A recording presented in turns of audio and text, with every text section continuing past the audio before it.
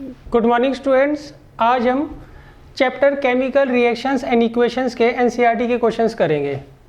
देखिए, इसका जो फर्स्ट क्वेश्चन है इसमें इन्होंने कहा है why should a magnesium ribbon be cleaned before burning in air. हम मैग्नीशियम रिबन को एयर में बर्न करने से पहले उसको सैंड पेपर से साफ क्यों करते हैं। तो पहला क्वेश्चन आपका ये है। देखिए, this is done to remove the layers of magnesium oxide and magnesium carbonate from the surface of the magnesium ribbon। देखिए, जब हम एयर में मैग्नीशियम रिबन को एक्सपोज करते हैं तो उस केस में क्या होता है, उसके ऊपर मैग्नीशियम ऑक्साइड और मैग्नीशियम कार्बोनेट की लेयर बन जाती है। अब इन दोनों लेयर्स को रिमूव करने के लिए हम क्या करते हैं, जब भी हमें एक्सपेरिमेंट करना होता है जिसमें मैग्नीशियम रिबन को क्या करते हैं, बर्न करते हैं इन एयर। तो उस केस में हम क्या करते हैं, सबसे पहले उसको सैंड पेपर से जो मैग्नीशियम का रिबन होता है उसको हम क्या करते हैं, साफ कर लेते हैं। These layers are formed as a result of reaction with atmospheric oxygen and carbon dioxide. अब देखिए, मैग्नीशियम का जो रिबन होता है जब वो एयर में काफ़ी टाइम तक एक्सपोज होता है तो उस केस में वो एयर की ऑक्सीजन और कार्बन डाइऑक्साइड के साथ रिएक्ट कर लेयर बना लेता है मैग्नीशियम ऑक्साइड और मैग्नीशियम कार्बोनेट की। इन दोनों को रिमूव करने के लिए हम क्या करते हैं, मैग्नीशियम रिबन को सबसे पहले सैंड पेपर से क्या करते हैं, क्लीन कर लेते हैं एक्सपेरिमेंट करने से पहले। अब देखिए, सेकंड क्वेश्चन है, इसमें उन्होंने कहा है right the balance equation for the following chemical equation. हमें इन तीनों केमिकल रिएक्शंस की बैलेंस केमिकल इक्वेशंस लिखनी है। पहले में उन्होंने कहा है हाइड्रोजन प्लस क्लोरीन। हाइड्रोजन जब क्लोरीन के साथ रिएक्ट करता है तो क्या बनता है, हाइड्रोजन क्लोराइड बनता है। तो हाइड्रोजन गैस क्या होता है, H2, क्लोरीन गैस क्या होता है, Cl2, और हाइड्रोजन क्लोराइड क्या होता है, HCl। क्लियर है। इनको हम बैलेंस कर लेंगे। बैलेंस करने का तरीका मैंने आपको समझा ही रखा है, तो वो आप एक बार जरूर रिवाइज कर लीजिएगा, उसकी क्लास प्रॉपरली समझ लीजिएगा। बैलेंसिंग में देखिए हम क्या करते हैं, हम सबसे पहले ये देखेंगे, इसकी स्केलेटन इक्वेशन बना देते हैं। H2 प्लस Cl2 क्या बना रहा है, HCl फॉर्म कर रहा है। तो अब हम यहाँ पर देखेंगे, सबसे पहले यहाँ पर एक तो हाइड्रोजन है, एक क्लोरीन है, ये दोनों एलिमेंट्स के एटम्स आपको दे रखे हैं। अब हम यहाँ देखते हैं हाइड्रोजन के कितने एटम है, यहाँ पे 2, और यहाँ पे हाइड्रोजन के कितने एटम है, 1। तो हम क्या करते हैं, इनको बैलेंस करने के लिए यहाँ पे 2 से मल्टीप्लाई कर देते हैं। तो इस तरह से हमने हाइड्रोजन को क्या कर लिया, बैलेंस कर दिया। अब क्लोरीन देखिए, यहाँ पे क्लोरीन के 2 एटम्स हैं और यहाँ पे क्लोरीन के 2 एटम्स हैं, तो क्लोरीन यहाँ पर ऑलरेडी बैलेंस है। क्लियर है। अच्छा, एक बार बैलेंसिंग करने के बाद हम दोबारा जरूर चेक कर लेते हैं कि हमने जो इक्वेशन बनाई है वो बैलेंस है या नहीं। तो उसके लिए देखिए, हाइड्रोजन के 2 एटम है, हाइड्रोजन के 2 एटम है, तो हाइड्रोजन बैलेंस है। क्लोरीन के 2 एटम है, क्लोरीन के भी 2 एटम है, तो इसका मतलब क्लोरीन जो है वो भी यहाँ पर बैलेंस है। तो इसकी बैलेंस केमिकल इक्वेशन आ जाएगी H2 plus Cl2 implies 2HCl। अब देखिए सेकेंड पार्ट में उन्होंने कहा है बेरियम क्लोराइड।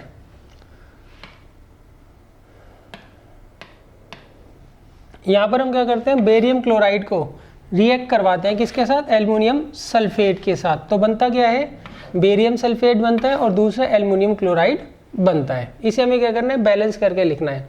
तो सबसे पहले देखिए, बेरियम क्लोराइड का फार्मूला होता है BaCl2 और एल्युमिनियम सल्फेट का फार्मूला होता है Al2SO4 का थ्राइस, Al2SO4 का थ्राइस इम्प्लाइज, यहाँ दे रखा है सोडियम हाइड्रोक्साइड, सॉरी क्या बनता है, बेरियम सल्फेट। बेरियम सल्फेट का फार्मूला होता है BaSO4 और नेक्स्ट बनता है इसमें एल्युमिनियम क्लोराइड, उसका फार्मूला होता है AlCl3। अब हमें क्या करना है बच्चों, इसको बैलेंस करना है। इसको हमें क्या करना है, यहाँ पर बैलेंस करना है। कैसे करेंगे, सबसे पहले हम देखेंगे इसमें कौन कौन से एलिमेंट्स इन्वॉल्व हैं। बेरियम इन्वॉल्व है, क्लोरीन इन्वॉल्व है, एल्युमिनियम इन्वॉल्व है, सल्फ़र इन्वॉल्व है और ऑक्सीजन जो है वो इन्वॉल्व है। इन 5 के अलावा तो मे बी शायद कोई यहाँ पर एलिमेंट इन्वॉल्व नहीं है। बेरियम, क्लोरीन, एल्युमिनियम, सल्फ़र और ऑक्सीजन, सही है। अब देखिए यहाँ पर बेरियम का एक एटम है और यहाँ पर भी बेरियम का एक एटम है, तो इसका मतलब बेरियम जो है यहाँ पर बैलेंस है। अब देखिए क्लोरीन, क्लोरीन के यहाँ पे 2 एटम्स हैं और यहाँ पर क्लोरीन के कितने हैं, 3 एटम्स हैं। तो हमें इसको बैलेंस करना है। तो बैलेंस करने के लिए हम क्या करते हैं, क्रॉस मल्टीप्लाई कर देते हैं, 2 की उधर कर देंगे और 3 की यहाँ। तो डेट मीन्स यहाँ 2 की मल्टीप्लाई कर देंगे और यहाँ पे 3 की। उससे होगा क्या, गड़बड़ कर दी बच्चों, यहाँ 3 की करनी थी मुझे और यहाँ करनी थी 2 की। सही, तो 3 2 जा 6 क्लोरीन हो गए, 2 3 जा 6 क्लोरीन हो गए। तो क्लोरीन जो है वो भी यहाँ पे सेटिस्फाई हो गया। अब देखिए नेक्स्ट है, यहाँ पे एल्युमिनियम के 2 एटम है और यहाँ पे भी एल्युमिनियम के 2 एटम है। और नेक्स्ट इन्होंने दे रखा है हमें सल्फर। तो सल्फर के यहाँ देखिए कितने एटम है, ये 3 एटम्स होंगे, क्लियर है। और यहाँ पे सल्फर का एक एटम है। बैलेंस करने के लिए हमने यहाँ पे 3 से मल्टीप्लाई कर दिया। अब ऑक्सीजन देखिए 4 3 जा 12 ऑक्सीजन है यहाँ पे और 3 4 जा 12 ऑक्सीजन, तो ऑक्सीजन भी यहाँ पर बैलेंस हो गई। अच्छा, एक बार बैलेंसिंग करने के बाद हम दोबारा से एक बार ज़रूर चेक कर लेते हैं, सही, कि बैलेंसिंग हमने ठीक की है या नहीं की है। तो उसके लिए देखिए बेरियम यहाँ पे 3 है, यहाँ पे भी 3 है, तो ये बैलेंस्ड है। क्लोरीन 3 2 जा 6 और यहाँ पे भी 3 2 जा 6, ये भी बैलेंस है। एल्यूमिनियम 2, ये भी बैलेंस है। सल्फ़र 3 और सल्फ़र यहाँ पर भी 3। ऑक्सीजन 4 3 जा 12 है ना, और यहाँ पे भी 4 3 जा 12, तो ऑक्सीजन जो है वो भी बैलेंस है, क्लियर है। तो ये हमारी जो है बैलेंस केमिकल इक्वेशन आ जाएगी सेकंड केस की। अब देखिए थर्ड केस पर आते हैं। थर्ड केस में उन्होंने कहा है सोडियम को जब हम वाटर के साथ रिएक्ट कराते हैं, सोडियम को किसके साथ कराते हैं, वाटर के साथ रिएक्ट कराते हैं, तो सोडियम हाइड्रोक्साइड बनता है। एक तो सोडियम हाइड्रोक्साइड का फॉर्मूला होता है NaOH और हाइड्रोजन गैस रिलीज होती है। ये हमारी स्केलेटन इक्वेशन आ गई। अब हमें क्या करना है, इसको बैलेंस करना है। बैलेंस करने के लिए देखिए यहाँ पे कौन कौन से एलिमेंट्स हैं, एक तो सोडियम है, हाइड्रोजन है और एक ऑक्सीजन है। सोडियम का यहाँ पे एक एटम है, यहाँ पे भी एक है, तो ये ऑलरेडी बैलेंस है। हाइड्रोजन के यहाँ पे कितने एटम है बच्चों, 2, और यहाँ पे कितने हैं, 1 + 2। अच्छा, इसको हम ऐसे लिखते हैं 2 और यहाँ पर लिखेंगे 1 + 2, 3 मत लिख देना, कई बार इंसान क्या होता है उसमें फंस जाता है, क्लियर है। अब देखिए इसको हम किस तरीके से बैलेंस करेंगे। अब अगर मान लीजिए मैं यहाँ पे कर देता हूँ 2 से मल्टीप्लाई और यहाँ कर देता हूँ 2 से मल्टीप्लाई, तो ये भी 4 हो जाएगा और ये भी क्या होगा, 4 हो जाएगा। तो इस केस में मैं क्या कर रहा हूँ, यहाँ पर 2 से मल्टीप्लाई कर रहा हूँ और यहाँ पर भी 2 से मल्टीप्लाई कर रहा हूँ, क्लियर है। तो इस केस में हाइड्रोजन जो है वो भी बैलेंस हो गया। अब आता है ऑक्सीजन। ऑक्सीजन देखिए यहाँ पे कितना है, 2 और यहाँ पे भी कितना है, 2, तो ऑक्सीजन भी बैलेंस हो गया। अच्छा, ये करने के बाद हम एक बार और चेक कर लेते हैं कि जो हमने बैलेंसिंग की है वो सही है या गलत है। तो देखिए सोडियम 1, हाँ सोडियम देखिए यहाँ पे 1 है और यहाँ पर क्या है, 2 है, तो हम यहाँ 2 से मल्टीप्लाई कर देंगे ताकि सोडियम बैलेंस हो जाए। और हाइड्रोजन 2 2 जा 4 और ये 2 और 2 4 और ऑक्सीजन 2 और यहाँ भी 2, क्लियर है। एक बार दोबारा चेक कर लेंगे तब आपको दिखेगा ये ऑलरेडी बैलेंस हो चुका है। अब देखिए इसके बाद हम चलते हैं नेक्स्ट क्वेश्चन पर।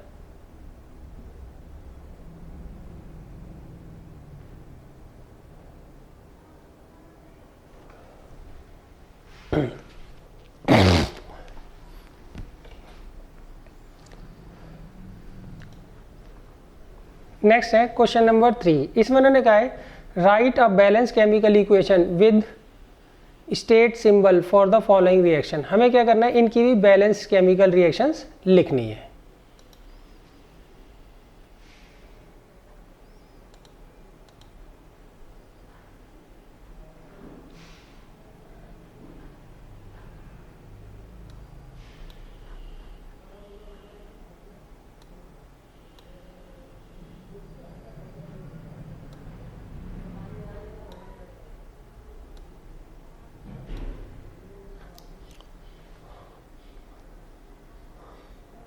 देखिए पहले क्वेश्चन में उन्होंने कहा है, पहले पार्ट में सॉल्यूशन ऑफ बेरियम क्लोराइड, यहाँ पर solution of barium chloride and sodium sulphate.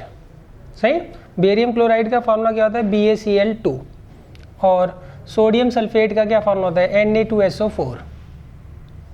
सही, solution of barium chloride and sodium sulphate in water reacts to give barium sulphate. ये क्या बनाते हैं, फॉर्म करते हैं, जब आपस में रिएक्ट करते हैं एक तो बेरियम सल्फेट बनाते हैं और दूसरा NaCl सोडियम क्लोराइड, ये क्या करते हैं, फॉर्म करते हैं। क्लियर है। अब हमें क्या करना है, इसको बैलेंस करना है, हमें क्या करना है, इसको बैलेंस करना है।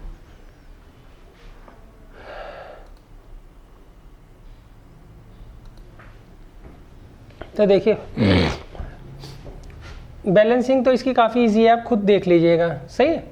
नेक्स्ट में इन्होंने कहा सोडियम हाइड्रोक्साइड, सोडियम हाइड्रोक्साइड का फॉर्मूला क्या होता है NaOH।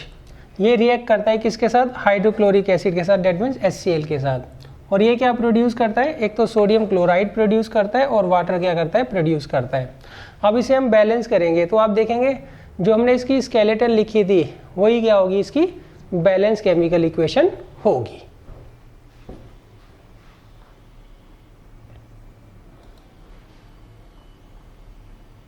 अब देखिए इसके बाद नेक्स्ट क्वेश्चन है, इसमें उन्होंने कहा है सॉल्यूशन ऑफ सब्सटेंस X। आपको एक सब्सटेंस X दे रखा है और उसका हम सॉल्यूशन क्या कर रहे हैं, यहाँ पर यूज़ कर रहे हैं। सही, किसके लिए, वाइट वॉश के लिए। इन्होंने कहा आपको एक सब्सटेंस X दे रखा है, उसका जो सॉल्यूशन होता है उसको हम क्या करते हैं, वाइट वॉश के लिए यूज़ करते हैं।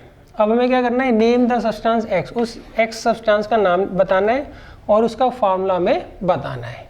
क्लियर है। Next, right the reaction of the substance X named in 1। जो ऊपर सब्सटेंस X है, जब उसको हम वाटर के साथ रिएक्ट कराएंगे तो क्या रिएक्शन होगी वो हमें बतानी है।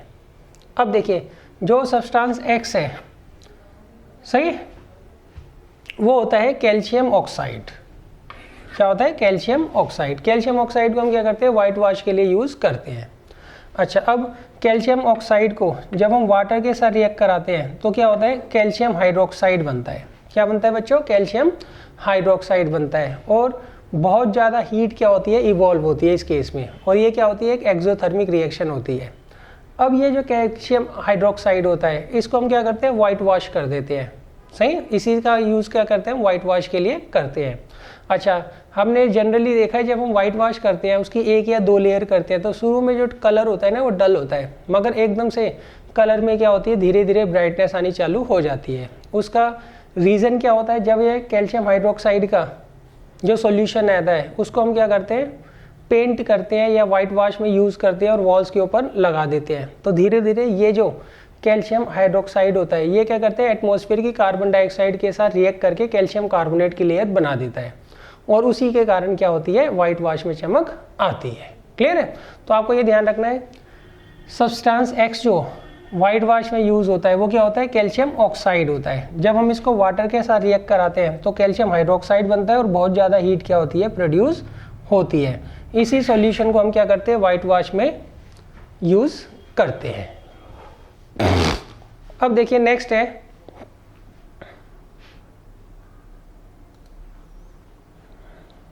यहाँ पर जो है हम एक्टिविटी 5 की बात कर रहे हैं। इन्होंने कहा why is the amount of gas collected in one of the test tube in activity 5 double of the amount collected in other, name this gas. देखिए एक बार आपको एक्टिविटी 1 जो है वो इसके लिए पढ़नी पड़ेगी। क्लियर है। वहाँ पे मैंने जो है आपको एग्जैक्ट ये एक्टिविटी समझा रखी है और उसकी रिएक्शन भी बता रखी है, फिर भी मैं आपको यहाँ पे शॉर्ट में बता देता हूँ। देखिए जो एक्टिविटी 5 थी उसमें हम क्या कर रहे थे, इलेक्ट्रोलाइसिस कर रहे थे किसका, वाटर का। उसमें हम क्या कर रहे थे, इलेक्ट्रोलाइसिस कर रहे थे किसका बच्चों, वाटर का। वाटर में जब हम करंट पास करते हैं तो उस केस में क्या होता है, वो हाइड्रोजन और ऑक्सीजन गैस में क्या होता है, टूट जाता है। क्लियर है। अच्छा, अब जब आप इसको बैलेंस करेंगे तो हम यहाँ पर 2 लिखेंगे और यहाँ पर 2 लिखेंगे। क्लियर है। अच्छा, यहाँ पे देखिए जब हम हाइड्रोलाइसिस करते हैं वाटर का तो कौन कौन सी गैस प्रोड्यूस होती है? एक तो हाइड्रोजन गैस प्रोड्यूस होती है और एक ऑक्सीजन गैस क्या होती है? प्रोड्यूस होती है। The gas collected over the cathode, अब कैथोड पर जो होती है वो हाइड्रोजन गैस प्रोड्यूस होती है, ये आप याद रखिएगा। और the gas collected over anode is oxygen, और जो गैस एनोड पर क्या होगी? इकट्ठा होगी, वो क्या होगी? ऑक्सीजन होगी। तो आपको ये ध्यान रखना है, कैथोड पर जो गैस इकट्ठा होती है उसे हम हाइड्रोजन गैस बोलते हैं, और एनोड पर जो सी इकट्ठी होगी उसे हम क्या बोलते हैं? ऑक्सीजन गैस बोलते हैं। क्लियर है? अच्छा, अब जब आप ऑब्जर्व करोगे तो आपको ये दिखेगा, the volume of gas collected over cathode is doubled the volume of the gas collected over anode. मतलब कैथोड पर हाइड्रोजन गैस इकट्ठी हो रही है और एनोड पर कौन सी हो रही है? वहाँ पर ऑक्सीजन गैस इकट्ठी हो रही है। तो इस केस में हाइड्रोजन गैस की जो वॉल्यूम होती है वो डबल होती है, किसके मुकाबले? ऑक्सीजन के मुकाबले। सही है? वो आपको यहाँ पे रिएक्शन से ही दिख रहा होगा। अगर ऑक्सीजन का 1 मोल इकट्ठा हो रहा है, मतलब बन रहा है, रिलीज हो रहा है, तो उस केस में हाइड्रोजन के 2 मोल जो होते हैं वो क्या होते हैं? यहाँ पर रिलीज हो रहे होते हैं। क्लियर है? देखो ये रिएक्शन से हमें पता लग रहा है, हमें 2 मोल हाइड्रोजन के अगर हम लेते हैं, वाटर के लेते हैं, तो उससे 2 मोल जो होता है हाइड्रोजन गैस रिलीज होती है और 1 मोल जो है ऑक्सीजन गैस रिलीज होती है। डेट मीन्स हाइड्रोजन की जो क्वांटिटी होगी, हाइड्रोजन गैस की जो क्वांटिटी होगी वो क्या होगी? डबल होगी। किसके? ऑक्सीजन के गैस के कंपैरिजन में। ये बच्चों इसका डायग्राम है, ये रिएक्शन है जो मैंने अभी आपको बताई थी।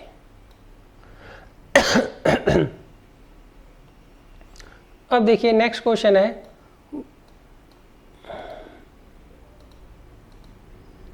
Why does the colour of copper sulphate solution changes when an iron nail is dipped in it. देखिए इसमें उन्होंने कहा है, मान लीजिए आपको एक कॉपर सल्फेट का सॉल्यूशन दे रखा है, जब हम उसके अंदर आयरन नील डिप करते हैं तो उसका कलर क्यों चेंज हो जाता है? सही। तो सबसे पहले आप ये ध्यान रखिएगा, कॉपर सल्फेट का जो कलर होता है वो क्या होता है? ब्लू कलर होता है। उसका कलर कैसा होता है? ब्लू कलर होता है। अब देखिए मान लीजिए आपको कॉपर सल्फेट का सॉल्यूशन दे रखा है और इसके अंदर हम आयरन नील को क्या करते हैं? डिप करते हैं। तो अब रिएक्टिविटी सीरीज के अकॉर्डिंग कॉपर जो होता है कम रिएक्टिव होता है इन कंपैरिजन टू आयरन। तो उस केस में डिस्प्लेसमेंट रिएक्शन में हमने पढ़ा है कि आयरन क्या करेगा? कॉपर को क्या करेगा? यहाँ से हटा देगा, डिस्प्लेस कर देगा, और वो सल्फेट आयन के साथ खुद जुड़ जाएगा आयरन, और क्या बनाएगा? फेरस सल्फेट बनाएगा, और कॉपर जो है वो अलग से सॉल्यूशन के अंदर आ जाएगा। क्लियर है?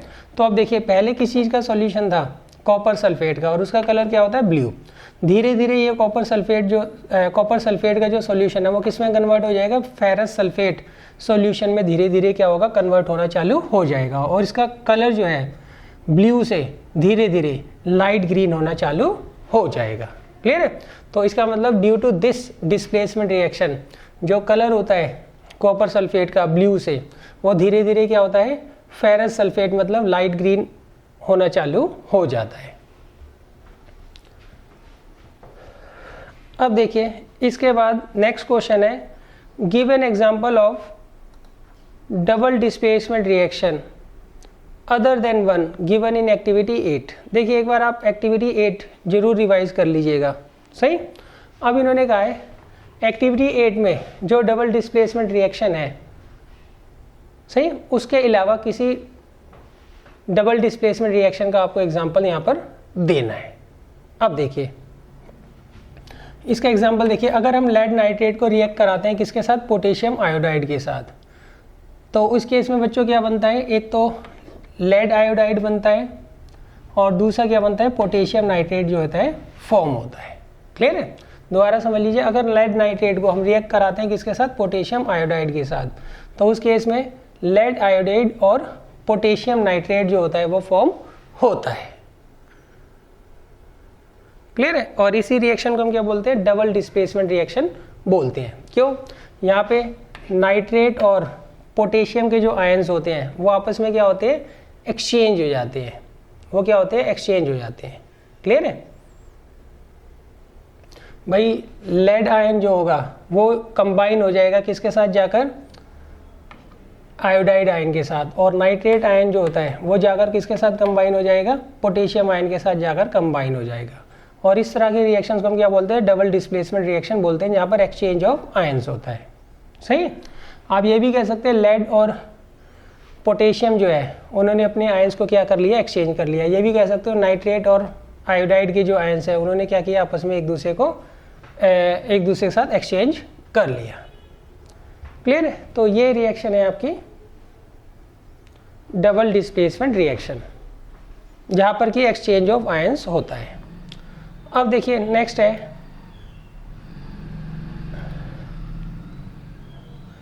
Identify the substance that are oxidise and the substance that are reduce in the following reaction. आपको यहाँ पर रिएक्शन दे रखी है, आपको ये बताना है यहाँ पर कौन सा सब्सटेंस जो है वो ऑक्सीडाइज होता है और कौन सा क्या हो रहा है, रिड्यूस हो रहा है।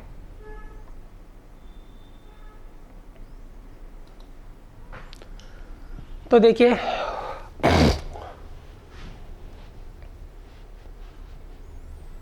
यहाँ पर देखिए, यहाँ पर सोडियम आपको दे रखा है और यहाँ पर भी सोडियम दे रखा है। सही है। तो हम यहाँ पर एक ऐसे लाइन खींच देते हैं। सही।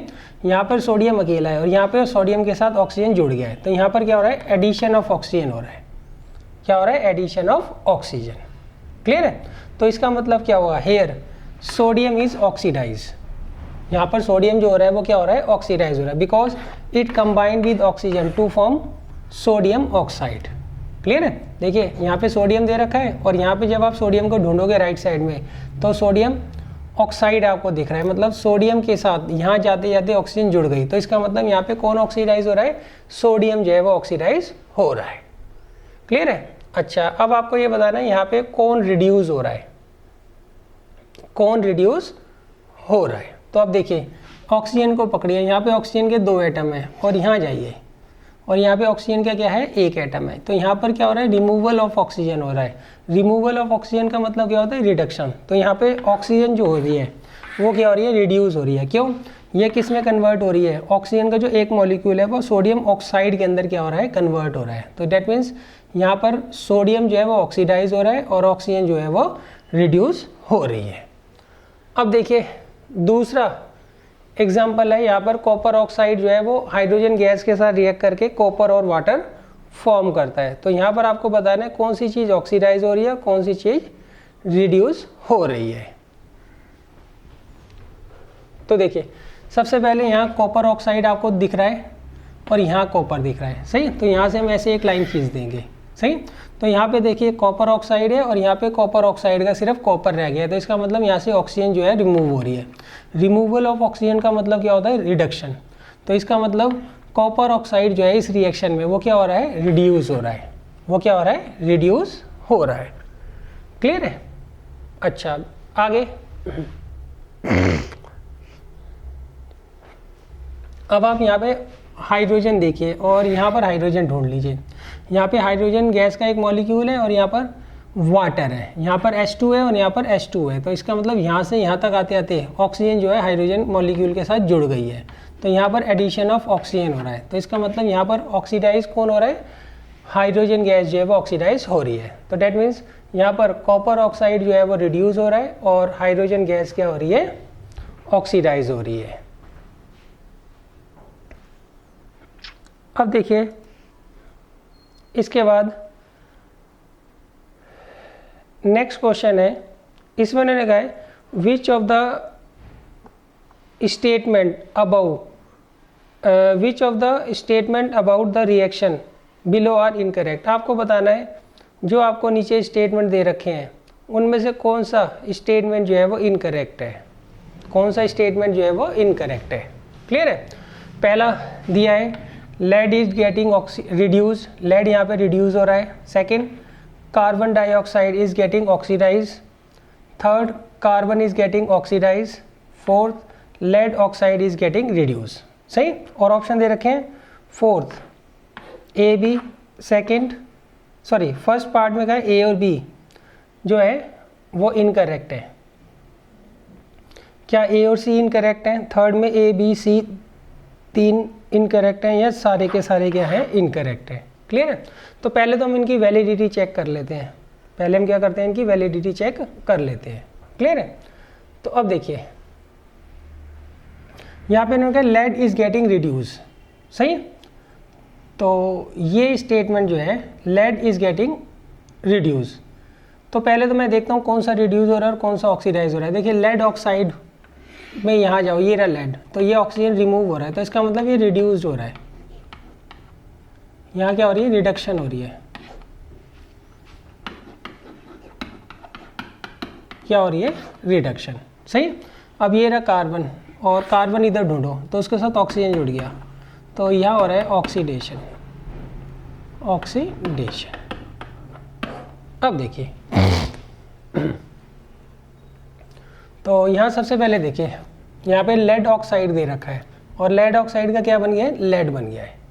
क्लियर है। तो इसका मतलब लेड ऑक्साइड जो है वो क्या हो रहा है, यहाँ पर रिड्यूस हो रहा है। क्लियर है। तो lead oxide is getting reduce, ये स्टेटमेंट सही है। क्लियर है। Next, carbon is getting oxidise, carbon is getting oxidise, ये भी स्टेटमेंट सही है। तो यहाँ पे कौन सी दो स्टेटमेंट गलत है, ये और ये, सही। तो इसका आंसर क्या आएगा, ए एंड बी। ए और बी कौन सा ऑप्शन है, फर्स्ट ऑप्शन है। तो इसका मतलब फर्स्ट ऑप्शन जो है यहाँ पर इनकरेक्ट है।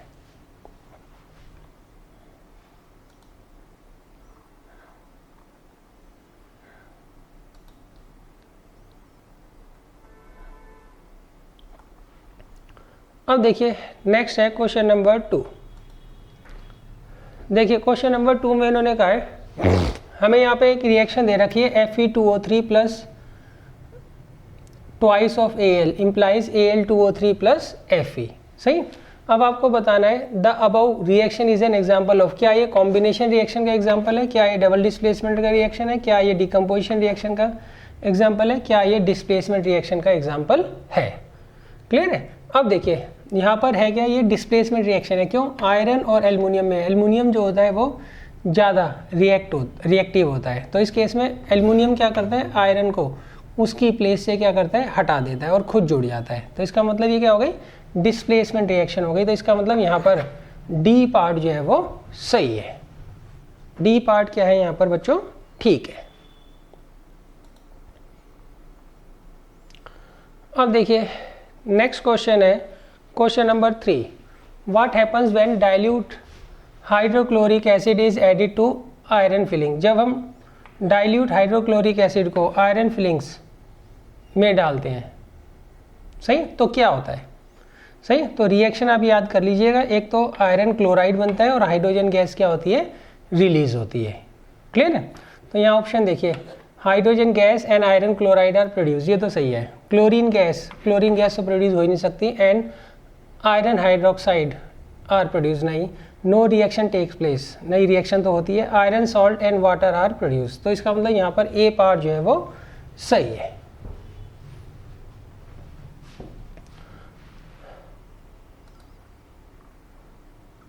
अब देखिए इसके बाद है क्वेश्चन नंबर 4। क्वेश्चन नंबर 4 में उन्होंने कहा है what is balance chemical reaction, why should chemical equation be balance. देखिए इन्होंने कहा बैलेंस केमिकल रिएक्शंस क्या होती हैं और इक्वेशन को बैलेंस करना क्यों जरूरी होता है, सही है। तो an equation in which the number of atoms of each element are equal on reactant side and product side, सही है। एक ऐसी रिएक्शन जिसमें नंबर ऑफ एटम्स जो होते हैं हर एलिमेंट के on reactant side and product side equal होते हैं, उसे हम क्या बोलते हैं, बैलेंस केमिकल रिएक्शन बोलते हैं। इसके बाद फिर एक एग्जांपल दे देना बैलेंस केमिकल रिएक्शन का। अच्छा, अब इसको बैलेंस करना क्यों जरूरी होता है, सही। तो ये आप समझ लीजिए, chemical equation should be balanced because only a balance equation tell us the relative quantities of different reactants and products involve in the reaction, सही है। इससे हमें ये पता लगता है कि कौन सा कितनी क्वांटिटी में हमें क्या है, रिएक्टेंट लेना है, तो उसका प्रोडक्ट जो है किस क्वांटिटी में बनेगा। क्लियर है। इससे हमें ये पता लग जाता है कि हमें एग्जैक्ट कितनी क्वांटिटी के रिएक्टेंट्स लेने हैं और एग्जैक्ट कितनी क्वांटिटी के प्रोडक्ट्स जो है वो फॉर्म होंगे। इसलिए हमें जो है रिएक्शंस को बैलेंस करना क्या होता है, जरूरी होता है। अब देखिए इसके बाद है क्वेश्चन नंबर 5। इसमें उन्होंने कहा